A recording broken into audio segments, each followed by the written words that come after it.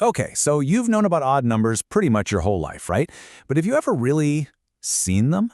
I mean, what do they actually look like? In this explainer, we're going to dig into the hidden art, the perfect structure hiding inside this super simple sequence, and I promise you, you'll never look at them the same way again. Yeah, it sounds like a weird question, I know. We all know what odd numbers are, but what do they look like? It's a simple shift in perspective, right? Moving from just a number on a page to a shape. But trust me, that shift is where all the magic happens.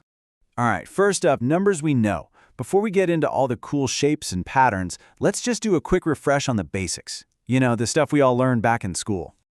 And there they are, 1, 3, 5, 7, 9. You know the drill. They just keep going on and on forever. Super simple, totally predictable. They're a basic building block of how we see the world. But here's the thing. This is only one way of looking at them. So what's the official definition? Well, it's pretty straightforward. An odd number is just any integer you can't divide perfectly by 2. You always get a remainder. And if you want to get a little nerdy with the algebra, its blueprint is this simple formula, 2n minus 1. Seriously, you just plug in any whole number for n, and bam! This little engine will crank out every single odd number that exists. Okay, so we've got the numbers, we've got the formula, but what if they had an actual physical shape? That brings us to our next section, the shape of oddness. And here they are. Check this out. On the left, these are 3D models of the first 6 odd numbers. See how each one makes that distinctive corner, that L shape? Pretty cool, right? And over on the right, well, that's a little sneak peek of what happens when you put them all together. But we'll get to that in just a minute. So let's break this down. 1 is just one single unit, the yellow one. But look at 3. It's that original unit plus 2 more, making a little L shape. Then 5 adds another 2, making a bigger L. 7, an even bigger one. You see the pattern? This L shape actually has a name in geometry. It's called a gnomon. And it's basically the hidden shape of every single odd number. Now, once you have these things as physical pieces, you can totally start to play around. You can stack them, arrange them, really in all sorts of creative ways. I mean, you could make a little tree, like this one here, or, I don't know, a spaceship, whatever you can think of. And that's fun.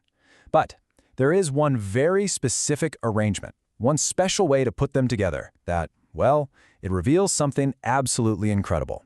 And that brings us right to our next part, putting the pieces together. So instead of just messing around, let's see what happens when we combine them in a very specific order. Okay, now watch this. We start with our single yellow unit. That's a 1 by 1 square, right? Now let's grab the next odd number, 3, and wrap its L shape right around that first piece. And what do we get? A perfect 2 by 2 square. Okay, let's do it again. We take 5, wrap it around that, and boom, a perfect 3 by 3 square. Are you seeing this? Do you see what's happening? Every single time we add the next odd number in line, it perfectly completes the next size square. There are no gaps, no leftover pieces, it just fits perfectly. All right, it's time for the grand finale. Let's head into our last section, the perfect square. We're not going to stop at just 3 pieces. Let's see what happens when we use all 6 of them.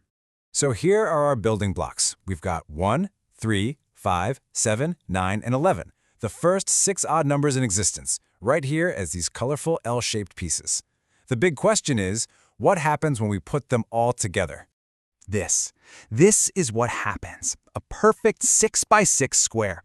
Every single piece fits together, snug as a bug. You can see how each color, each individual odd number, each L shape comes together to create this whole that's just perfectly symmetrical. It's an amazing way to see that hidden connection. Okay, now let's connect this amazing visual back to the actual numbers. If you add them up, 1 plus 3 plus 5 plus 7 plus 9 plus 11, you know what you get? 36. And what is 36? It's 6 squared. The shape is the math, and the math is the shape. They're the same thing. So, this beautiful visual, it's not just some cool coincidence. Nope, it's a peek into a fundamental rule of mathematics, which brings us to our final bit here, from shape to formula. Let's just look at the raw data for a second. The first odd number? It's 1, which is 1 squared. The sum of the first 2 odd numbers? That's 4, or 2 squared. The first 3? They add up to 9, which is 3 squared. You see where this is going, right? The first 4 add up to 16, 4 squared. The pattern is just undeniable. And just so you know, this doesn't only work for a few small numbers. No way. Here, we've got the first 10 odd numbers coming together. And what do they make? You guessed it, a perfect 10 by 10 square. The sum of those first 10 odd numbers is exactly 100, which is 10 squared. This goes on forever. You could take the first 500 odd numbers, and I guarantee you their sum would be 500 squared.